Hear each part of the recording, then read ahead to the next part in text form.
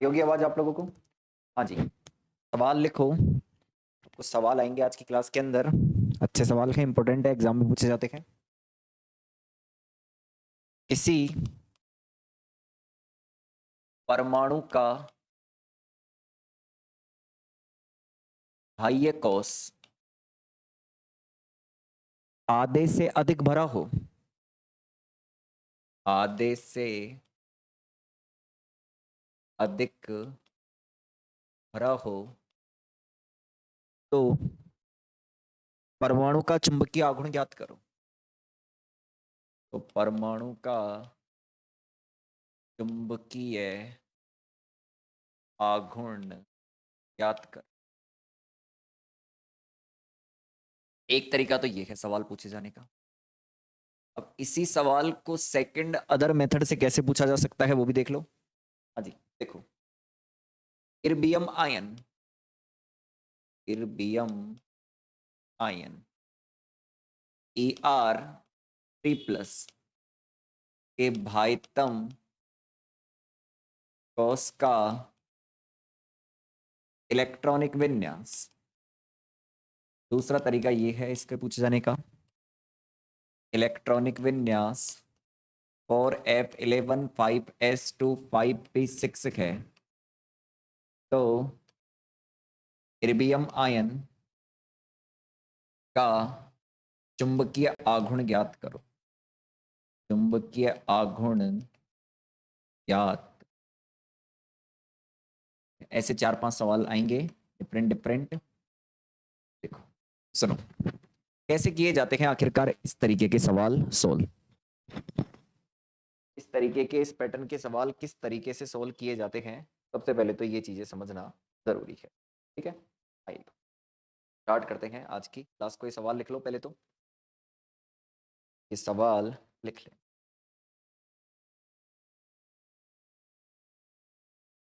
आगे चलते हैं इसको सोल्व कैसे।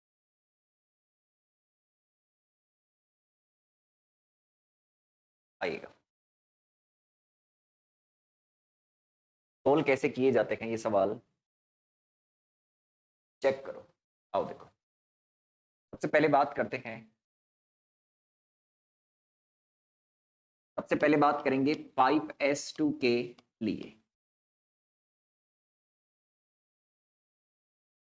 यहां S के लिए L का मान कितना होता है? 0। यहां L बराबर 0 हो। अब सुनो, इसमें कितने इलेक्ट्रॉन है? 2 इलेक्ट्रॉन है। इसके अंदर इलेक्ट्रॉन संख्या कितनी है? 2 है। दिखा दो दोनों इलेक्ट्रॉन इसके, ये दिखा दो।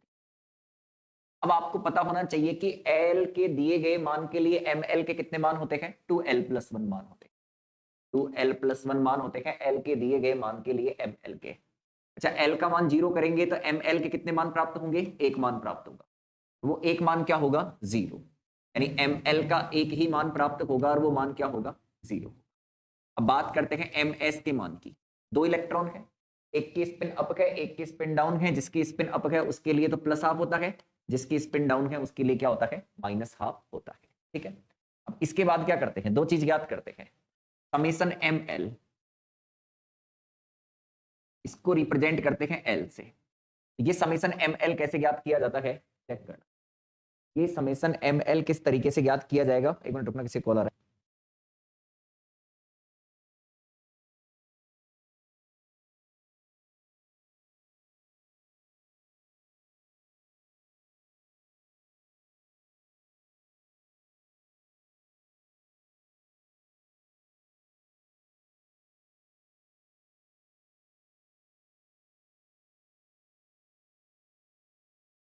देखिएगा, अब अपन को 2 चीज ज्ञात करनी होती है। एक तो समेशन ML जो L को रिप्रेजेंट करता है। ये समेशन ML कैसे ज्ञात करते हैं चेक करो। ML का मान कितना है? 0 है। इलेक्ट्रॉन कितने हैं? 2 हैं। इससे 2 से गुणा कर दो, इसका मान कितना आ जाएगा? 0 आ जाएगा। ठीक है, अब ज्ञात करते हैं इसके बाद में summation S, sorry summation MS, इसको रिप्रेजेंट करते हैं S से। तो ये कैसे ज्ञात करते हैं? MS के 2 मान हैं, एक +½ है, एक -½ है। +½ फिर -½ ये भी कितना आ जाएगा? 0 आ जाएगा। क्योंकि J बराबर होता है L + S। J बराबर 0 प्लस 0, ये J बराबर आ जाएगा आपके पास में। अब हमें क्या करना है, J बराबर 0 आ गया तो देखो म्यू J बराबर फॉर्मूला था जी जे म्यू बी रूट के अंदर J प्लस 1। यहां J का मान 0 रखोगे तो म्यू J का मान कितना आएगा, 0 आएगा। और म्यू J का मान 0 आने का मतलब आ गया चुंबकीय आघूर्ण का मान कितना है, 0। किसके लिए, 5s2 के लिए। 5s2 के लिए चुंबकीय आघूर्ण का मान 0 है और होगा भी, क्यों, क्योंकि ये कोस पूर्ण रूप से भरा है। जो कोस पूर्ण रूप से भरा हुआ होता है उसका चुंबकीय आघूर्ण कितना होता है, 0 होता है। इसके लिए कितना आ गया 5s2 के लिए, 5s2 के लिए आ गया हमारे पास में कितना, ये म्यू J का मान 0। अब ज्ञात करते हैं, चेक करना इसके बाद में 5s2 को ज्ञात करने के बाद में अब ज्ञात करेंगे 5p6 के लिए। अब चेक करो, यहां L बराबर 1 होगा, L बराबर कितना होगा, 1 होगा। तो आओ देखो P है ना, और भर दो इसमें 6 इलेक्ट्रॉन। अच्छा अब सुनो, हमें पता है कि L के दिए गए मान के लिए ML के कितने मान होते हैं, 2L प्लस 1 मान होते हैं। अगर L का मान 1 है तो ML के कितने मान होंगे, 3 मान होंगे। और वो 3 मान कौन कौन से होते हैं, +1 0 और -1, +1 0 और -1। अब MS के मान की बात कर लो, स्पिन अप भी है डाउन भी है तो प्लस माइनस हाफ हो गया, स्पिन अप भी है डाउन भी है तो प्लस माइनस हाफ हो गया, स्पिन अप भी है डाउन भी है तो प्लस माइनस हाफ हो गया। अब क्या करना है, समेशन ML ज्ञात करना है। कैसे ज्ञात करते हैं, देखो सबसे पहले +1 मान, कितने इलेक्ट्रॉन है, 2 है। फिर है 0 मान, कितने इलेक्ट्रॉन है, 2 है। फिर है -1 मान, कितने इलेक्ट्रॉन है, 2 है।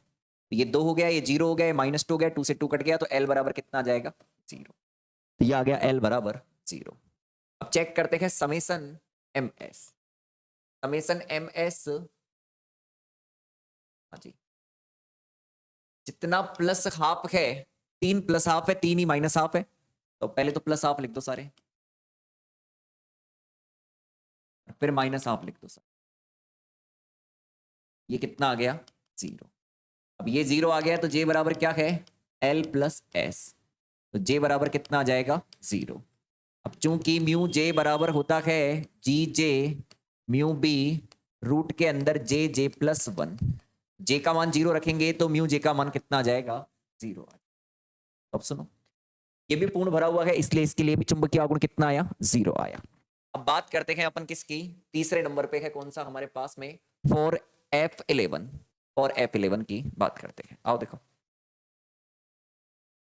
जिनमें इलेक्ट्रॉन सम संख्या में होते हैं उनके लिए तो चुंबकीय आघूर्ण क्या आता है, 0 ही आता है, भरे हुए हो। अब बात करते हैं 4f11 के लिए।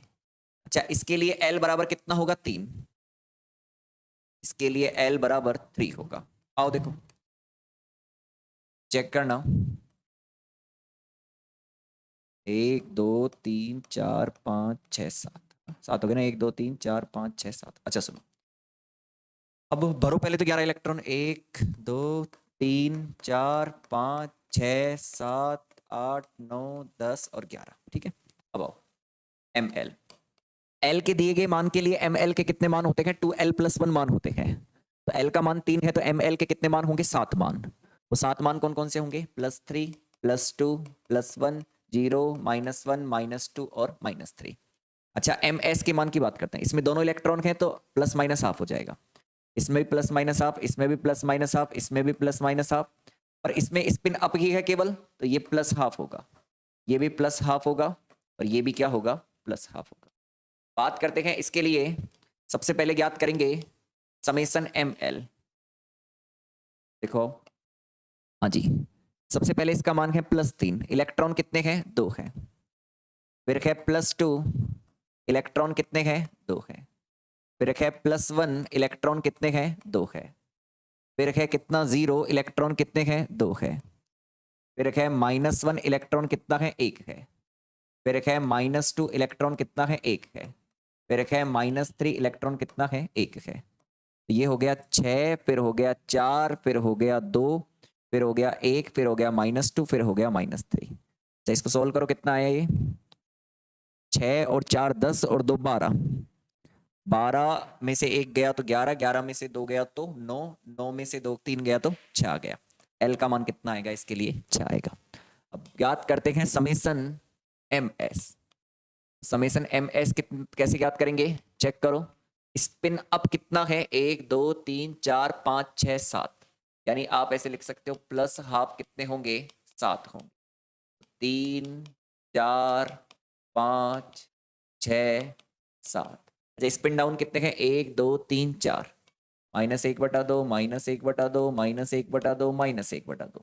तो ये प्लस हाफ 4 माइनस हाफ 4 से कट जाएंगे, 1/2 1/2 1/2 कितना आ गया, 3/2 आ गया। अब J बराबर क्या होता है, L प्लस S होता है। तो J बराबर कितना हो जाएगा, 6 प्लस 3/2, 6 दूना 12 और 3 15/2 आ गया। अब काम की बात सुनना, J तो मिल गया हमें। अब सबसे पहले इसके अंदर याद करना होगा किसका मान, GJ का मान। GJ याद करना है कि फॉर्मूला होता है इसका ये 1 + J +1 plus S +1 minus L +1 divide के अंदर 2JJ +1। फिर यहां से आएगा GJ का मान, ठीक है। फिर इसके बाद में चेक करो, फॉर्मूला होता है μJ बराबर GJ μB रूट के अंदर J +1। तो μJ बराबर GJ तो ज्ञात करेंगे, अभी ज्ञात नहीं किया। फिर यहाँ मान रख देंगे 15/2 और आ जाएगा 15/2 + 1। तब जाके यहाँ पे चुंबकीय आघूर्ण प्राप्त होगा, किसके लिए, इर्बियम आयन के लिए। तब जाके किसके लिए चुंबकीय आघूर्ण प्राप्त होगा, इर्बियम आयन के लिए प्राप्त होगा। करना क्या है, तो सोल्व करना पड़ेगा आप लोगों को। पहले सवाल तो मैंने लिखवा दिया था, वो लिख लेना पहले था। फिर इसके बाद में 5p6 के लिए, फिर 4f11 के लिए, तब जाके ये सोल्व होगा। करो इसे कंप्लीट, जैसे कर लो बोल देना इसको ऊपर किसका।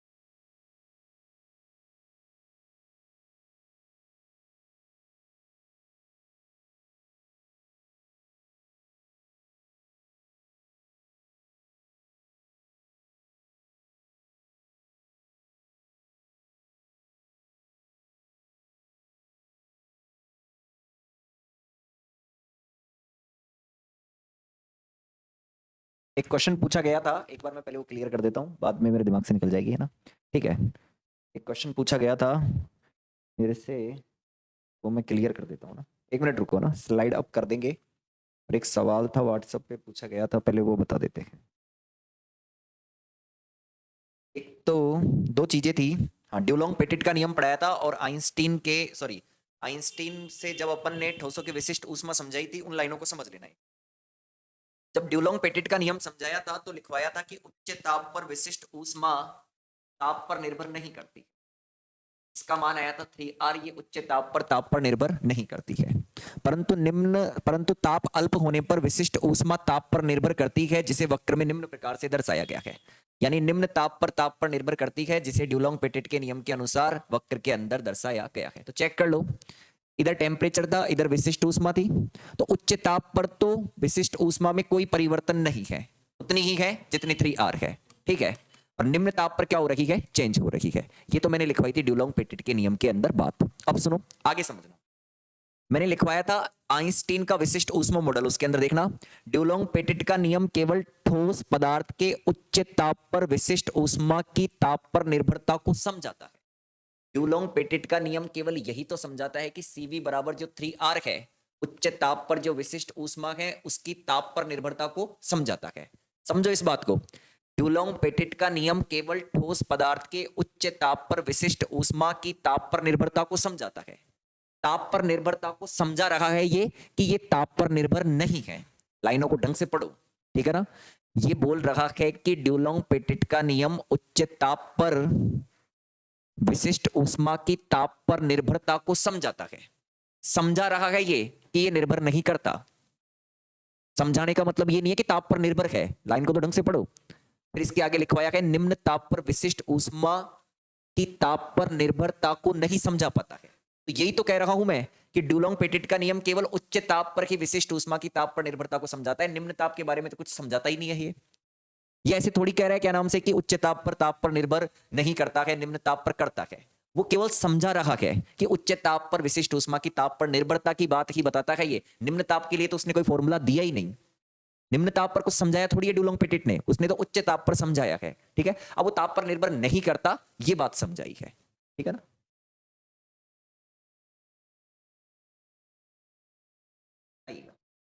अब आप लोग इससे दिया था से उतार लीजिए, उतारो पूरा।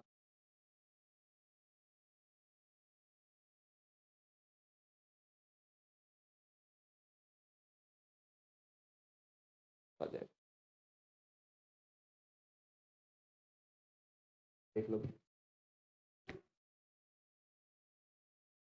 ठीक आ गया समझ में, हाँ।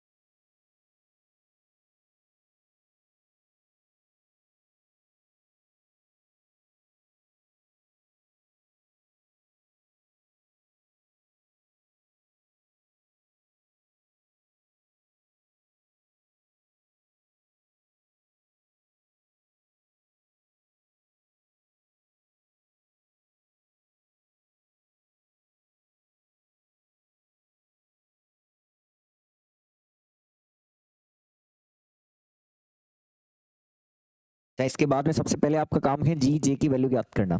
फिर जी जे की वैल्यू ज्ञात करके म्यू जे का मान बताओ कितना आएगा ना। फटाफट ज्ञात करके बताओ जी जे का मान कितना आएगा।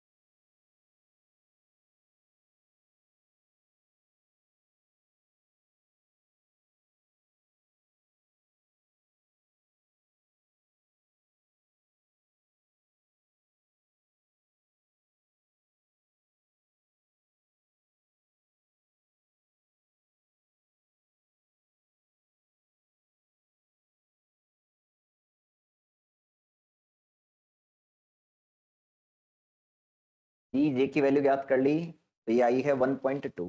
ठीक है, 1.2 आएगी। ठीक है, और फिर ज्ञात करो अगली एक वैल्यू तो बता दी किसी ने मुझे 1.2।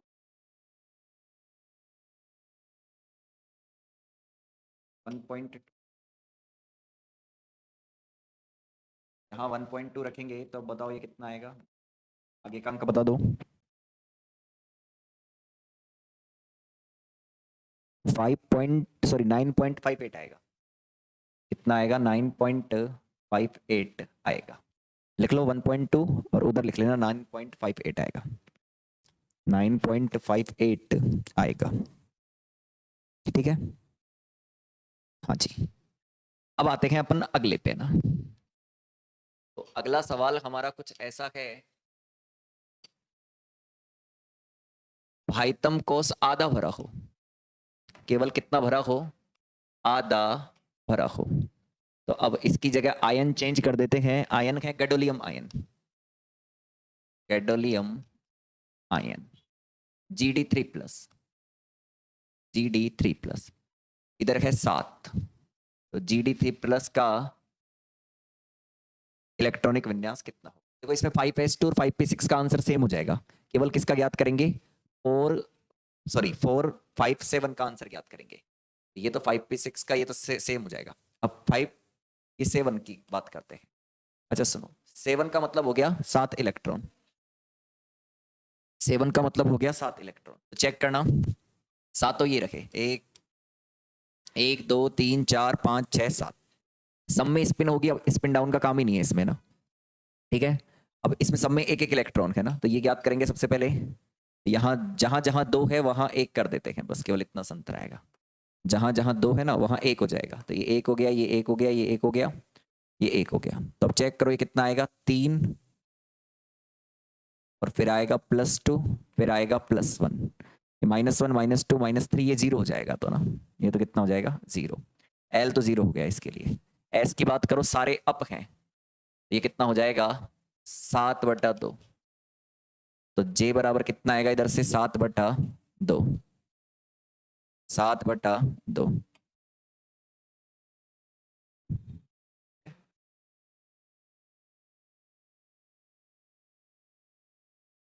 7/2 आएगा। तो अब आपको यहां से क्या करना है? एक तो जीजे की वैल्यू ज्ञात करनी है, और इधर क्या रख देंगे अपन? 7/2।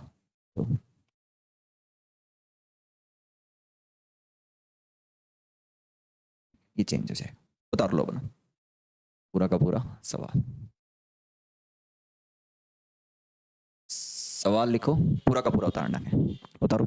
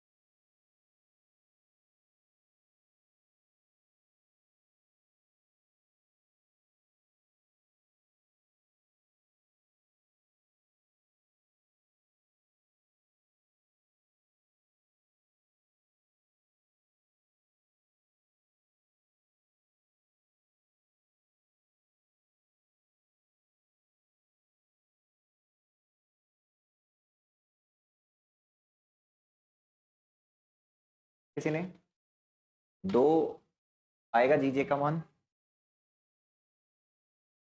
ये आएगा 7.92। देख लो,